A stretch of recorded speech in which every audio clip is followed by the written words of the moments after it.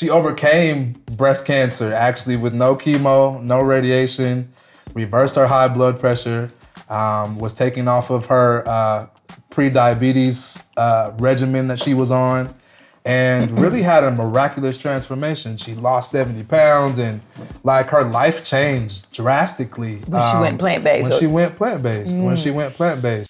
Hello there and welcome to Fridays with Tab and Chance.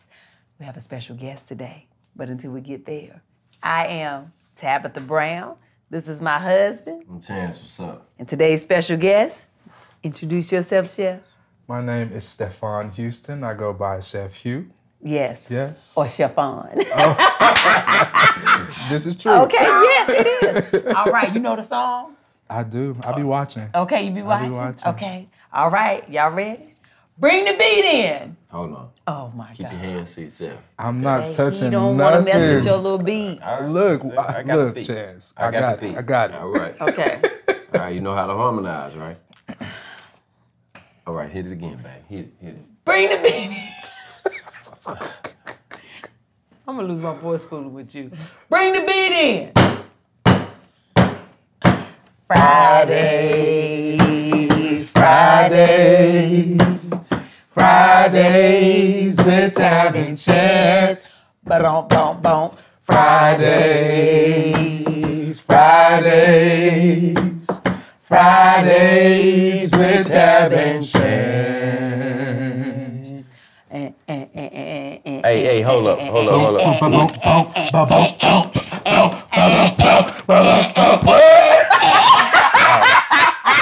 Hey, listen, that was really good. It was good. Why don't you let us live? But, look, you took my lane. You took my, you heard him. That was my, that's where I was at. He came in on my harmony, and I had to adjust. Bang. I was impressed because he kind of laid back, and he's like, But did you hear that last part? thought he was gonna catch that. He caught it, and then he just bumped me out. But So I had to go down. It's on you if you get bumped out. I blended. No, you can't. We were singing the melody together. Los, you heard it. Los listening. You heard it, didn't you? He came, yes. It was a nice He came right in and bumped me right out. He didn't bump you out. You fell. No, you no, fell I off. adjusted. I went down and I went. You can't I went to harmonize. Fessa. Say that. I'm not. Listen, I'm Duck and I'm LT. You understand? Anybody come see you over? And he. Right, because I thought you was going to have a little pitch. No. Did you hear him at the end though? With Tab and Chance. That's when I heard him. That's when he went ahead Get and a said, nice little- "Move, Chance." Yeah. I'm right here Get to out tell the him. way. I'm Get to out tell the him. way, I'm Chance. right Get here. out the way. Well, you feel all right now? I feel all right. Okay. But you know Yeah, what? he did better than most. To make up for it, he brought us food today. All right, let's eat. Honey, we got a real chef in the house, okay? We can eat right now. Vegan extraordinaire. You want to at least let him tell us what it is first, babe? Before the greedy spirit is upon Chance, okay? Well, I don't blame Chance because We know that Chance it's- knows this dish. They have had it multiple times, so I made it for them because it's been a little minute. It has since been a y'all have had while. it. This Yeah. is my They put the special. plate out in front of me, y'all, and they made it look all pretty, and they said we couldn't eat, just so y'all know. Lord Jesus, help us all. It's okay. I understand. I Go understand ahead. my Sagittarius, brother. I do. I really do. Please. So tell the people what we have. Yes, we have a beautiful plant-based gumbo here. My vegan gumbo is actually ancestor-inspired, so I use a lot of the same different seasonings. The roux is delicious. Instead, I use jackfruit, heart of palm, and I use a plant-based sausage. This time, we used... What y'all use? We didn't use none of the other things that y'all know about. We used Tab dogs Okay, today. Tabitha Brown. Tabitha Brown sausage today. Jalapeno. Yeah, jalapeno, Okay, cilantro. sausage. Yeah. Hey, you pray back. Oh God, we thank you. You ain't gonna. It's gonna go right in. You didn't break. I'm right here with it. I was gonna say, Oh, oh you was God, playing? we thank you. Amen. Amen. Man. So yes. So I mean, let's talk about the gumbo real quick. Yes, ma'am. Let's talk about your chef skills and how it all came to be. Oh my God, it's so good. We got some gluten-free. Gluten-free cornbread muffins as well. And you know, I always put edible flowers on everything. This is my way of giving folks their flowers while they could taste them. And it's always so pretty. Yes, man. He make pretty food, but it ain't just pretty. It's actually good. You know, some people make pretty food, but it don't be good. I appreciate that. The food be good. We have plenty of that. So yeah. So let's talk about it. I appreciate that. How long have you been chefing? When did it begin? Tell us about the journey. Well, I have been cooking ever since I was about 2 years old, really, just assisting my granny in the kitchen, my mom's mom. She had me like very early on learning how to like work the stove. Oh and, my Lord, 2 years old. Very, very early. So I have like memories from so far back in the kitchen, and it really just turned into a way that I began to express my love and my art. I stayed in the kitchen all the time, actually, even as a kid. My mom worked a lot. So instead of, you know, my mom kept groceries in the refrigerator. Instead of us always going out, I was free to experiment with the groceries in the kitchen. Your mama didn't care about you trying to, my mama went, listen, I got the same conversation, the same message every time she left the house. You got this in the refrigerator, you got this to eat. Don't touch that stove, boy. Don't you burn down my house. I had all the fire safety rules laid out for me. So they encouraged it for you. They did. And really that was how the journey started. I just, you know, like most of us, cooking for pop-ups with the family, and not pop-ups, excuse me, what we call them, family dinners. Work mind. Yeah, exactly, Pop-ups. my work mind, because I got the chef's coat on. But you know, potlucks is the word that I'm looking for. Potlucks with the family.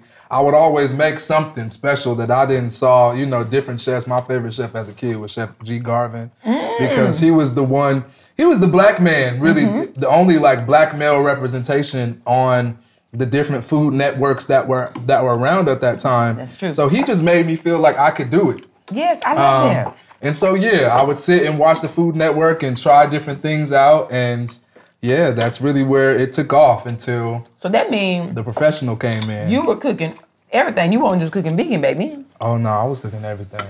I was cooking everything. Yeah, I was not vegan. Because you know, Chan's not vegan, so Chan's like, say what? Yeah. He don't only cook vegan for us though. Yeah, and actually now, I mean, I know we'll get into that, but I am not vegan anymore either. I'm still considering myself to be a plant-based chef, but I opened myself up to eating more things last year, actually. And that's your business. Yeah. Okay, we're going to definitely talk about it. We'll get into it. But how did you start? Let's talk about how you started cooking plant-based. Well, in 2017, my mother actually had received a few diagnoses. She received a high blood pressure diagnosis, a pre-diabetes diagnosis, and shortly after that, she was diagnosed with metastatic breast cancer. She had already started to like look up Dr. Sebi and start to learn about the environments that we create in our body and how, you know, alkalinity really creates an opportunity for us to cleanse a lot of like the toxins and different things. Exactly, the inflammation really that exists in our body. And so because of the fact that she was kind of really interested in what she had been learning, she started talking to me about it, and I didn't want her to be on her own with trying to figure out what to eat. So I actually started cooking food for her. I was actually living out in Lancaster, which I know y'all used to live out that way too. Yeah, Palmdale. Yeah. I was living out there. My mom was actually in Riverside at the time, but when she got the diagnosis, she actually said she wasn't gonna do chemo or radiation. I was just like, you know, Mom, this is really your journey. I'm accompanying you on it. I'm my mom's only child. We're best friends. I still consider us to be best friends. But yeah, she overcame breast cancer actually with no chemo, no radiation, reversed her high blood pressure, was taken off of her pre-diabetes regimen that she was on, and really had a miraculous transformation. She lost 70 pounds and like her life changed drastically. When she went plant-based. When she went plant-based. And we were very, very dedicated. You know, we were only eating like stone fruits and, you know, making sure that everything that we consumed was alkaline and had that high pH. What's a stone fruit? Stone fruit is like a fruit that has like a large pit inside of it. So like mangoes, avocados. Oh, okay. Yeah. So And peach. a peach, I think, is also considered a stone fruit, if I'm not mistaken. I don't know. Is it if the seed has holes in it? Is it still considered a stone fruit? We have to check that one. We'll Good fact question, check though. that one. But very good question. Yeah. But we were super dedicated to the lifestyle. So I was actually working in prison as a correctional officer back then, and I've always loved to cook, and so this was really like a challenge for me, you know. And not only did it transform the way that she was operating in her life, it started to transform the way that I was operating too, because I was working in a maximum security prison and was having stress headaches and the whole nine, a whole lot of stubborn weight that I could not let go of. And while I was eating the food that I was cooking, I was changing. My vision was getting clear because the stress headaches was actually like impairing my vision sometimes when I would be leaving, like driving on that road, you know how dark it can get out in Lancaster. Just the lights hitting, like it would give me these very, very piercing headaches. And yeah, those things started to go away. And so I was just like, okay, well, I didn't ever plan on going plant-based. Like I have always been a foodie. I'm the type of person, like I'll try everything once, you know, and the transformation that was taking place, I know that that's a word I keep using because that's a word that is actually pretty present in my life even right now. But the transformation that was taking place, it made me go plant-based as well. Yeah.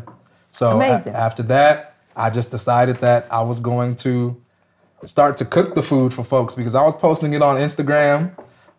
Yes. And like people were like, okay, well, what is this? You know, I haven't heard about this. We didn't have as many companies out actually doing foods that represented our culture back then as we do now. Now we got a whole bunch of folks, especially in LA, that are doing plant-based. Yeah, plant-based in so many different, you know, ways. But back then it was just like, you know, you gonna cook your own food for the most part. So you started doing pop-ups. But started doing pop-ups. And yeah, things actually just started to change. I didn't expect to go into like private, but out at a pop-up, actually, I met this amazing person. Who you met?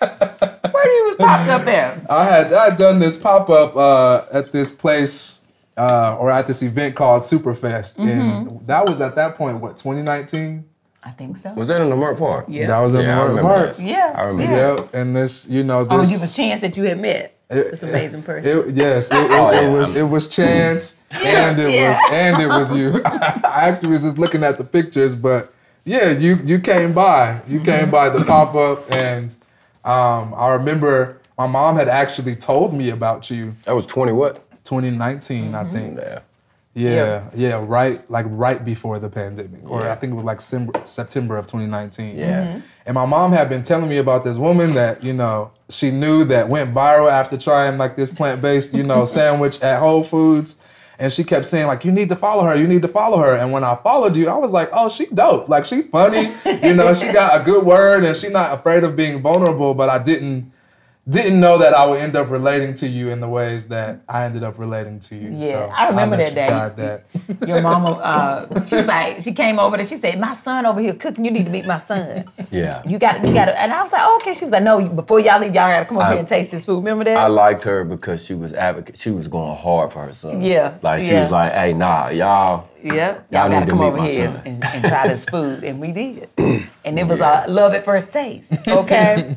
And being, if some of y'all, if y'all been following for a long time, you'll remember I used to do a segment called Guess Who's Coming to Wednesdays, and Chef came over and we made raw food, because in the new year I go raw. And so, and now I eat a lot more raw than I eat almost anything during these days.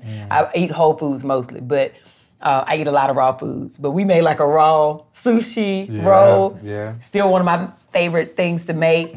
So funny, that day, we shot 2 episodes because Carlos is here. Carlos was our camera guy back then. The first episode, it was amazing. I'm talking about you can't get a better show. We finished, we cleaning up. Lo said, I want rolling. We said, Huh? I mean, we felt so accomplished. We got through the whole thing, didn't we? It was good. It was a nice flow. I was like, dang. Los was like, sorry, I don't know how it happened. It ain't on you.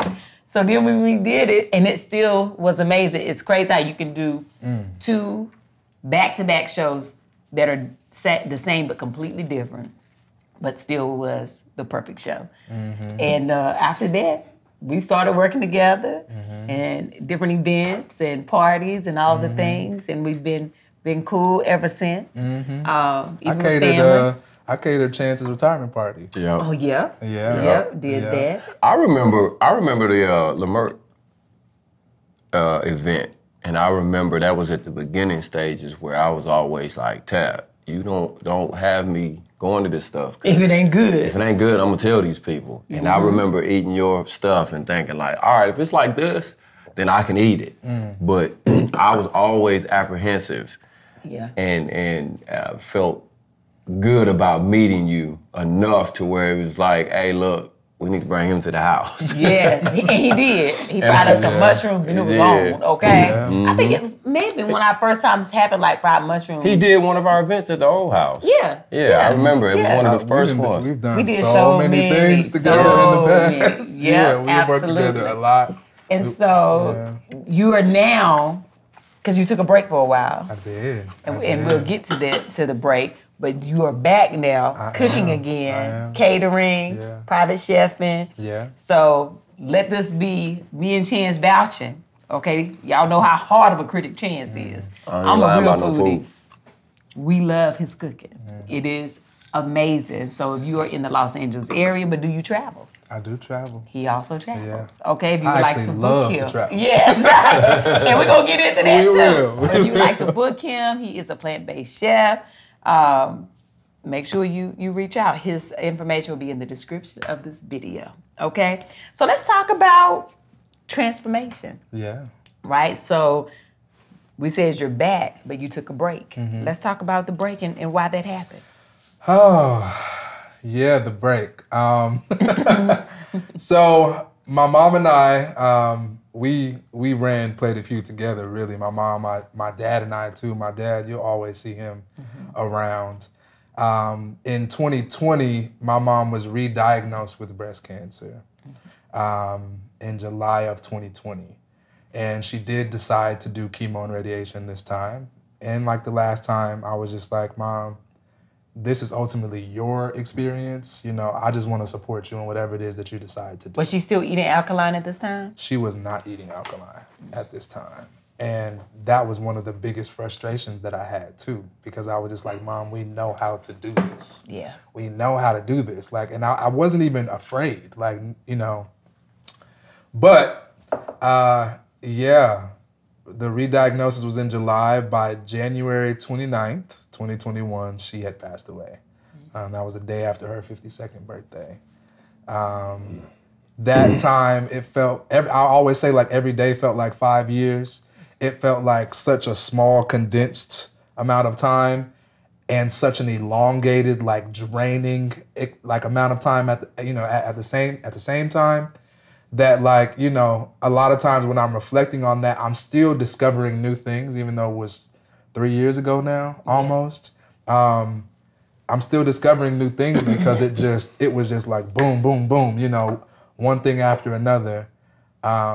So yeah, that is actually what inspired me to take care of myself, because I realized I had been moving a lot. Like, you know, I went straight out of high school into a 4-year college.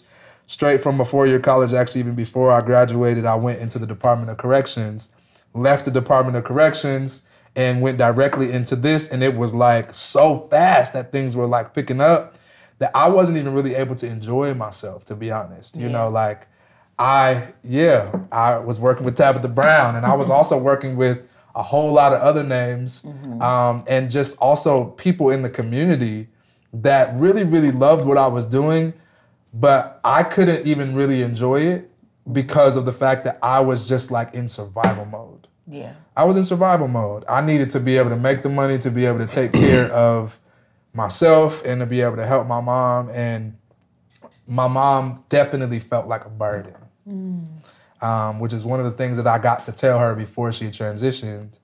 Like, you're not a burden. This stuff is hard. Yeah. And at the same time, you're not a burden, you know? And I know that sometimes probably the frustration, you know, that she was feeling and that I was feeling, it was so many different things, but, you know, I continued to, even after she passed, like, I was just like, I gotta keep going, you know? Like, you know, my mom didn't raise me to be no quitter. Yeah. And I thought that if I didn't go back to doing this in the way that I was doing it before, that I was quitting. And yeah, I ended up like taking a trip to Bali because I was feeling, you know, just kind of like, I really want to take a solo trip. So for my 30th birthday, I took a solo trip to Bali and I was like, I'm taking a month off. Like, don't nobody ask me nothing. Nobody ask me nothing, you know? And I went out there and that was the first time. That was actually May of 2022. So it had been a whole year and a half almost that I had, you know, been back to work, doing the things. And that month in Bali was the first time that I had felt genuine joy without absolute like devastation in the background. And I was like, okay, there's something about this place that I'm experiencing. Maybe it's, you know, the way that this place allows me to feel about myself, you know? But I was like, I just want to stay here. I had so many events booked, I had to come back. So I came back and I was like, okay, I had enough time, you know? And one after another, things just kept like happening to where I was like, nah, God, I think I got to follow you on this one, you know, because I felt like I was being guided to go back to Bali. And so in November of 2022, I packed up everything, put it in my storages, and I moved to Bali. And moved to Bali, okay? And you were there for like a whole year? A year and 4 months. A year and 4 months. I thought I was only gonna be there for like 3 months. So yeah. You say you felt a real joy there. You know, what was it that you feel like, what was different about it? I remember one thing in particular that you messaged me while you were there and told me that you didn't feel any racism. I will say this. Racism is something that impacts the entire globe. Colorism is something that impacts the entire globe. You can't go into even a convenience store, like a Circle K, like they have Circle K's out there, without seeing skin lightening cream. Wow. Because everyone wants to stay as light as possible because the lighter folks get preferential treatment. Wow. This is in Indonesia too. So it's like it's not that it doesn't exist. Yeah. It exists differently to where everything that you engage with is not about your race first. Right. It was something about you had went to the store and you had a bigger bag and you were nervous about it because we know in America, you go in a store with a bigger handbag, you're watched if you're black. That's our truth, right? Absolutely. And you were like, nobody was watching you, and that felt weird the first time. It does. Like, I mean, even going to Target to get these sausages, you know, I was getting ready to go to the restroom, and I was like, ooh, let me put my bag right here. I asked the guy at the customer service, like, you know, can I sit my bag here? Because I already know that the perspective is that I may be going in here to steal, and I ain't no thief, you know? Right. However, the perspective obviously is of Black people that we are associated with this type of activity. Over there, Black folks are honestly looked at like celebrities. Oh, wow. Obviously, we are like the darkest skinned folks, you know, who have had the opportunity, specifically Black Americans, to like experience what folks from other countries look at as the American dream. So it's like they're more so like, oh my gosh, you know, like, who are you? How can I be in contact with you? You know, connect with you? How can I serve you? You know, and Balinese folks are just in general some of the sweetest people ever. You know, they're just genuinely sweet. They really, I think it's, you know, because that island, Indonesia primarily is a primarily Muslim country, but Bali specifically the island is primarily Hindu. So their connection to spirit and karma and all of that is like very, very strong. So they want to treat people well because they know that like Goodness it's gonna will come back. right back to you. They even have a thing that like, you know, if you're the first person to show up at one of their shops, they're like, well, I'm gonna make sure that I take care of you the best because, you know, you're my good luck charm for the day. Oh, wow. You know, like Balinese folks are just, they're beautiful. So I would say that I was able to, the biggest difference was I was able to just be. I didn't have to worry about getting dressed and looking the part or, you know, sounding the part or walking the part or, you know, even sometimes out here, because I live in Compton, so I can't wear every color that I want to wear when I'm going out. I can't wear a bright blue or bright red or any of those things because of the association again. And that ain't even with other people, that's within our own community, right? Yeah. And out there, I just got to be. So what happens to you inside when you just get to be? When you don't have to like actually live on edge and in survival mode all the time, you get to focus on yourself. You get to just understand and hear your own inner voice, hear your own heartbeat. Out there, like I actually moved far out. I lived 45 minutes outside of like one of the main popular areas where a lot of folks live. And I did that on purpose because I needed to be uncomfortable and I knew that I needed to be uncomfortable. Because I already was uncomfortable and I knew that discomfort was going to inspire something different. So it's all kind of bugs and I had frogs and bats in my room and huge spiders as big because I was literally in the rainforest. Yeah. I was in the rainforest. It was nothing but nature. It was beautiful though. No, And I got It to was beautiful, babe. you just messed it up. We was gonna go over there into that. Book the first one out of there. Spider this big, I'ma go. well, the thing is that I wasn't in a touristy area. And like, you know, the areas where they have most of the villas and like all of the places that you see when you see Bali, you know, those places are a little bit more maintained so that, you know, the rodents, pests, all those things are not getting into your room. But I chose that experience. I mean, really, that experience chose me. Because I ended up getting out there. It was hard for me to find a place. And that was the first place that I liked that had like a nice kitchen within my budget. What was the cost of living like? Let's talk about that. So I lived in a villa that was like it was a 1 bedroom, had like a nice patio, nice little like private garden area, kitchen, bathroom, everything that I needed. And I paid about $670 for rent every month. $670. Yeah, I was able to make it on about $1,300 to $1,400 a month.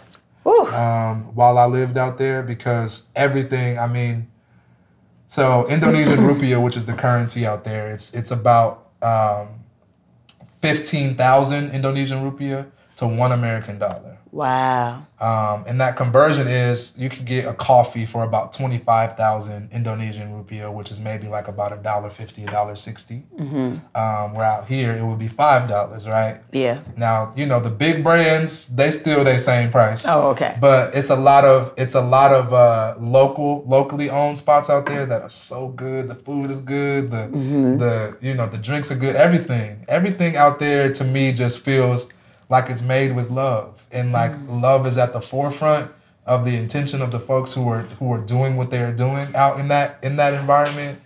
And so for me, it just allowed me to be able to relax in my body a bit more and teach myself how to do that. Because it was uncomfortable. I've had several talks with friends because it's a whole Black and Bali community out there in Bali. It is. It's a huge community of Black expats from the States, from the UK, from different parts of the world. But I got to connect with a lot of Black American folks out there. And one of some of the conversations that we would have would be like, you know, I had to get used to the safety here. And even I've heard so many women of different cultural backgrounds say the same thing. What do you mean the safety? Because how we are constantly, you know, worried about people with like guns and knives and things like that. out here, it's not really a thing out there. Like guns, even the police don't really carry guns. You'll see like higher ranking officers with guns on them, but when you're interacting with community policing, they don't have guns. And so people are also not carrying guns. Yeah. The culture out there is different. The way that masculinity is seen, it's still a thing, right, as a structure. But the culture is different. So even women will talk about not feeling catcalled when they're walking down the street because that's not really a part of the culture. Like when I say that karma is a big thing out there, karma is a big thing. So it's a respect for person. Yeah, absolutely. And a respect for spirit and nature as well. And they look at all of us as that. That's everything amazing. Is God. So it's really treated like that. Of course, you're gonna have your experiences. You're dealing with human beings. I'm not about to say that you're just gonna go out there and just ain't nothing gonna happen. Yeah. Because that's not realistic. And what is true is that it is a huge change of scenery from being here, especially in LA in the US. Out there, I really got to just rest in being Stefan. Yeah. So a year and 4 months, what do you think changed inside of you? The biggest thing was that I let go of rigidity. Because I watched my parents go through a lot of different things, struggling to like really take care of me and to take care of themselves, I was so hell-bent really on making sure that Stefan was perfect. And so I always fought to just like make sure that no one would be able to say anything about me. I was always kind of worrying about what everybody felt. So much so that I couldn't show up in my own authenticity because I'm sitting up here trying to please the 6 people in the room, which all have 6 different desires of what they expect of the experience of me. And that held me hostage inside of my own body. And now I have let that go. And as I talked about even I'm sorry, I got a question. You please. Just said something that I think the experience of you. What do you mean? Are you saying like what they usually get, like personality-wise? Like so, a few years ago, this is where this is coming from. A few years ago, I was going through something mentally, and I had told myself, I'm gonna learn to be quiet. I'm gonna learn to listen. I don't want to be the center of attention. I'm going to show up and I'm gonna enjoy everybody's company, but I'm gonna chill. It bothered so many people, right? It bothered people in my circle, like, hey man, what's wrong with you? I'm like, nothing.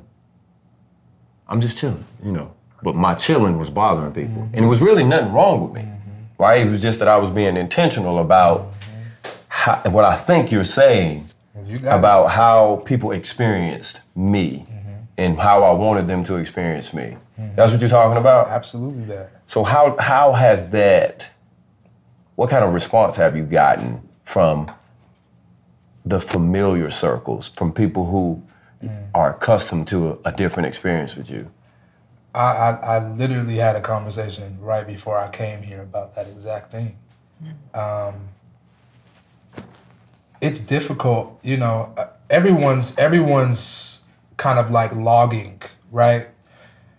Let's say I just met Tiff today for the first time, right? She's logging the experience that she had with me, right? If I come in next time and I'm an a-hole, that's gonna completely throw her off. Even if I was an a-hole this time and I was super nice the next time, it's gonna throw her off, it right? Ain't making sense. Yeah. So imagine people that have known you for a long time having to experience your change. It's a grieving process that people go through. For them. For them. But it's also one for me too, for self, right? Because I also want to make sure that the people that I am experiencing and that are experiencing me are comfortable And because of the fact that I'm so worried about their comfort, I'm worried about how my change is going to make them uncomfortable. Mm-hmm. And like just all of that, I have been like, you know what? It was beautiful to be able to get away. I wasn't, you know, if you would have come to Bali, you still know Stefan. Right. And at the same time, my willingness to perform, it's not there anymore. I can't really do it because I have recognized the way in which I have created my own prison by really altering everything that I do based on how I think it is going to be perceived rather than just on my bare naked truth. Yeah. That's good. It's a different kind of freedom right there. Yeah. When you said it, it immediately took me back to what I was thinking. And I just remember how it was received and how people was like, nothing wrong with you. You don't need to change nothing. You know, like you don't have to do that. You know, people, you know, where it's like because your family and friends, right? They're gonna come to your defense. And until you just said it, I never looked at it like it was a grieving. They're losing something. Personality-wise, they're losing the person, right, with a real harsh or sudden change. Yeah. Makes me think about like the one that comes to mind that is I think we can probably all relate to is when somebody gets saved, right? Yeah. And when somebody gets saved and they go, you know, and then you have a very drastic change, right, in their personalities where they don't do or go talk. Everything is different. Everything is different, and they're trying to get themselves in line, right? Yeah. But that's what I thought about. So when you said it, I was like, oh, okay, that's to me worth it. Yeah. Everything else, right? Like I mean, it sounds good, right? But I'm like, for that to be able to do that and to really find peace in doing that, because doing it in the environment is difficult. Yeah. Right, so removing yourself away from it and then doing it. Yeah. I had to. And that's a luxury to be able to, like I'm moving to Bali, by yourself, picking up and just leaving.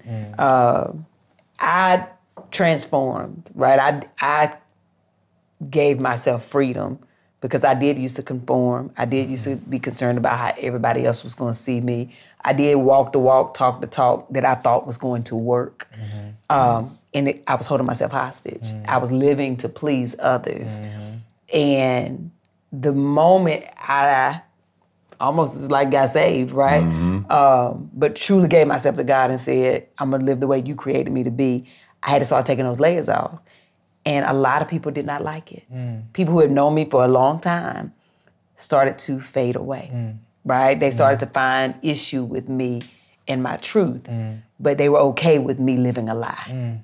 As long as they were comfortable. Well, because their excuse is now that's not who you are, because you Exactly. put all this on, right? Yeah.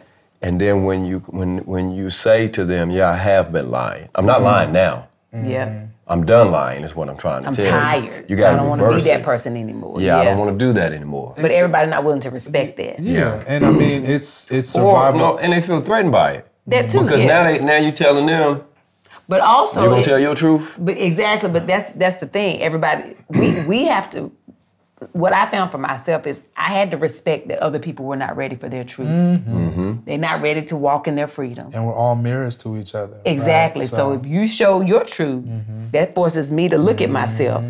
I don't like that. Yeah. So I'm gonna have to go on about my business. Yeah. Well, I can't be upset, but that's where grieving comes in. Because now we're both in a grievance. I'm grieving the person I once was when I was with you. You're grieving that friendship, the person I was once, when I was with you. That person no longer exists. Now that means you're not that person you show up to be when I used to show up to be that person. So it's a double grieving happening. Absolutely, yeah. Absolutely. Everything is reflecting and mirroring one another, or all of us are reflecting and mirroring one another.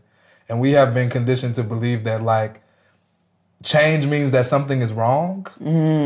And change doesn't mean that something is wrong. 9 times out of 10, like, nothing's really wrong, actually. Nothing's really wrong. We assign like these labels like, oh, this is not going the way. And then when you go through something like losing a mother, and you see that after that loss, I always say that my mother's transformation is my transformation. Like, sometimes I get real deep and I say, when my mother died, I died. But really just a version of me passed away that I could not hold on to anymore, because I'm not Betty's son in this world in the same way that I once was. Now, people still know me as her son, and I have to communicate with my mother spiritually and telepathically. Now, I can't pick up the phone and have a conversation with her. I can't, hang out and, when I'm excited, the first person, or when I'm angry, the first person, and when I'm none of that anymore. And that's I had to get used to living in what was once my worst nightmare. And I would have never moved to Bali because I would have never left my mother. And I built a whole family out there that my mother orchestrated for me to build. My mother is orchestrating this very experience that I'm having right now. I imagine it as like my mama and Miss Pat up there, like, look at them. Look at them down there. They wearing the Lord out. They like, excuse me, Lord, we need you to, can you put this together? For real. But, the beautiful thing about that is, like I said, I didn't know that I was going to relate to you in that way. I would always see you talk about your mom, and I'll be like, Lord, please, don't ever have me go through that. Like, please don't ever.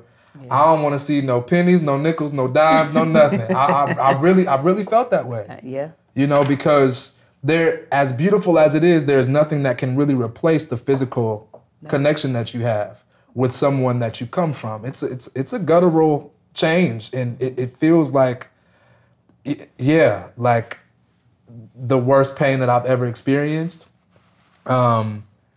And right now, what I am getting to do, I have a grief support community that I run now, and we meet weekly. It's called May Love Live On, and that was birthed out of my need for grief support.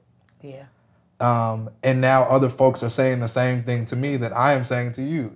It is literally because of what I have watched you experience that made me feel like, okay, cool. If she can get through this, like, I can get through this. So when I know the Fridays with Tab and Chance song. Because I was in Bali watching every week, seeing what can be possible for me if I just keep pushing through this healing, this transformation season. However long God needed me to be out there, I was like, I don't know if I'm coming back, y'all. Actually, God may just want me to be here, because it was a beautiful luxury, and I'm a huge family person. I'm super close with my dad and my cousins and my god kids. Like, that's super important to me to be very present. And I was on the other side of the world, really trying to make my little savings out there stretch. So a lot of times it didn't even feel luxurious, And at the same time, it's like, it's Bali, If you're going to heal and go through if I'm going to be, going through some things, it's a beautiful place, to be. And I felt very held there because of the connection to spirit. They are in constant prayer in Bali, which makes it a very, very spiritual place. Every single day that I walked outside of my little gated area, there was an offering there. Every morning, there's an offering with some incense. There's a dedication happening all day. Balinese folks, they will laugh because they got a ceremony for everything. Really? Haircutting ceremony, naming ceremony. I done got dressed and went to so many ceremonies of friends out there. Oh, they deep. And I love it because they make they create a reason for connectivity. Yeah. And we're not supposed to be by ourselves. We get triggered by folks, and a lot of times I look at everything as love. God is trying to show you what is existing inside of you through the experience of this other person. And it's not to take accountability from how people treat us and how we treat people. And at the same time, it's just to be able to see, like, ooh, I feel angry. Like, is this person making me angry, or does this anger already exist inside of my belly? and it's just coming to the surface now and out of my mouth now because you done said something sideways. Yeah. You know, so all of that is what I have been picking up on that journey, is really just how to be more gentle with myself, gentle and accountable. Yeah. My mother was that with me. And so her passing has really actually opened up a door for me to learn how to be to me what she has always been. I love that. I often, and it's funny, me and Tiff were talking about grieving yesterday, and I was talking to Chance about it a little bit. A lot of times people don't understand that grieving is forever. It is forever, but there's different seasons of grieving. And sometimes grieving looks like moving to Bali. Sometimes grieving looks like happiness, joy. Sometimes it looks like sadness. Sometimes it is the memory attached. But they all play a role. Like, grieving is so important. We don't have to release grieving. We just have to know which season we're in, and know that those seasons change. You could be doing just fine and be walking through the mall, and all of a sudden something causes you to grieve in a way that feels sad. After you were just on a high and feeling great, a memory can be triggered. Anything can happen, but grieving lasts forever once someone you love has left this earth, and now a part of your heart is missing, right? But I love that when we lose a loved one, when we can recognize their life and sacrifice of their life. When they leave us behind with work to do, right? So you would have never moved there. You would have never had these experiences. I would have never, the same with you, if your mama had been sick and you were just about to leave, you'd have never went to Bali. She had to leave for you to do that, right? So before we moved from North Carolina to LA, my mama was sick, but we didn't know how sick she was. If we had known, I'd have never left. And she told me that, she was like, God had to move you first because you'd have never left. Had I knew my mama was sick, I'd have stayed there forever with her. But I also would have never wrote a book if my mama was still here. I also wouldn't have the effect that I have on others to understand losing a loved one. I don't know if our marriage would even be as strong as it is because we went through the hardest time of our life together because of my mother's passing and because of grieving that brought us through a storm but then made us closer. Grieving is such a, it's hard, but it's also powerful if we know its purpose and if we lean into understanding it instead of trying to get rid of it. It will be in us forever, but it will also help us start a business, right? Like, you would have never started a support group. No. It comes from a need, but that happened because of grieving. So I encourage anybody out there who may be in a certain season of their grieving, try to lean into it to understand what part you're in, what role that's playing in your life, right? And what's gonna come out of it. Something good can still come out of grieving. I know it's painful. There are days where it's almost unbearable, but you've been trusted with it. You've been left with it because it's yours to carry for a while, depending on the season that you're in. So allow it to bless you as much as it also can hurt you. It can still bless you. So I just wanted to give that to somebody. I always say, allow. There is a stage of grieving that's called the bargaining stage, which is like when you begin to bargain with a higher power, right? And it was so funny. It's funny. It's not really that funny, but I was very depressed, right? And it's only funny because I was like, I'm gonna pray Tab's prayer. I said, Lord, if you heal me, you can have me. If you heal me, you can have me. And I was like, ooh, I don't know, like, ooh, wait, hold on. Like, what does that actually mean? Because when you decide to allow God to be God, and when you decide to surrender and to listen to, because we all have that voice, in Bali or in Hindu spirituality, the belief is that the spirit is the God of the body. God is in every single living thing, right? So when we listen to that inner intuitive voice, I look at that as like, this is God's direct connection to me. You know, if I got a cell phone in my spirit, God is on speed dial and I'm on God's speed dial speaking to me. And so when I am clear, when I don't have to worry about all of these other things, when I'm not worried about what 45 people are thinking, when I'm not worried about, you know, all the worries that we have, I get to hear God clearly. So in that, I am allowing God to transform me. Yeah. I am surrendering to this experience because I tell folks all the time, like, we on assignment. You know, we may not see it as such, but every single thing that we do, we are on assignment. Yeah. I say that my mama was so good at hers, she graduated early. You know, and it's hurtful. It's hurtful. And at the same time, I am so connected with my mother's spirit. I have asked her, like, would you come back?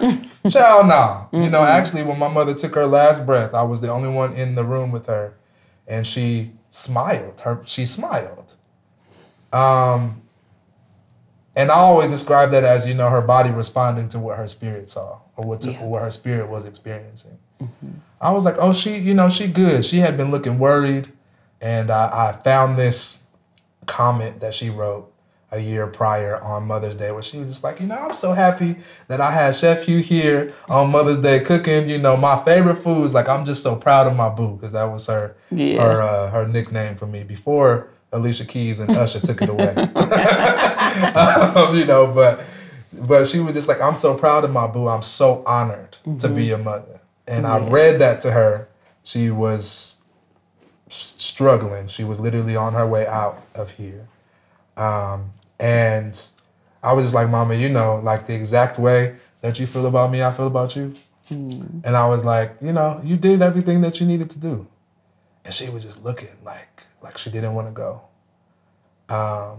And when I told her, I was like, I'm going to be okay. She transitioned. Yeah. She took her last breath. And, you know, I am okay. And sometimes I'm not. And I allow space for both of those things. As we were saying, you know, at the beginning of this, like, multiple things can exist at once. So, like, I allow myself to be grateful, devastated, and inspired. Even though sometimes those things contradict, I make room for the contradiction because I say that God didn't give us these emotions so we could not feel them. We were given these emotions to feel them. So if they're showing up, like, why not hold space for them? Because that could be like the little Stefan being like, but I just wanna, but come on. Yeah. You know, and I'm telling him, nah, you know, like, man up. And it's just like, but it's your mom, or it's your partner, or it's your feelings are just hurt. And you can make space for that because, yeah, we are toting around inner children in here. Absolutely. And, you know, I mean, I'm not a parent to my own children. I am reparenting my inner child and rebuilding that relationship that we have with one another so that my inner child knows, you know, that, like, I got him. I got him now. You know, like, we don't have to look for everyone else to make sure that we're okay, to validate us and to say that the things that we are saying are the right things, or, you know, whatever people feel, that's their feelings at this point in time. Now I'm just like, little Steph, I got you. We good together.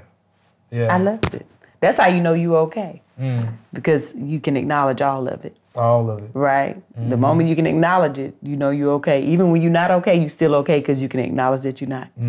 So that's a good thing. I think Bali did you well. It did. It did some things. It did some things, you know, because it was actually, this has been heavy a little bit. Yeah. And there's space for that. And Bali was fun. It was fun. It was fun. You're going to have to do it. You're going to have to plan a trip with your support group and everybody go to Bali. It's already happening. Y'all see that? I ain't even know, but I knew. See that? Y'all know Tab got her gifts. You know, that trip to Bali? Yeah. That'll be amazing. Yeah, it will, because it's so much out there. Yeah. It's so much out there, really, that can just, they say that Bali actually speeds up your karma. Not meaning that, like, oh, you know, the bad things that you've done are going to come back to you, but they show you yourself. Because that's really what karma is. You know, when it comes back around, it's you getting a dose of your own medicine. I always say she is a very specific woman, and she never forgets. Woo. She showed down. She come back like, excuse me, sweetie. Remember this? And she come back fast for me, because I mean, I cuss somebody out and walk outside and trip and fall on my face. Yeah, that's how the next time we see Nick, remind me if we together to tell Nick about the time he acted a fool at Trader Joe's and within minutes Karma came back and grabbed him. Oh, Nick. Honey, it's one of my favorite stories.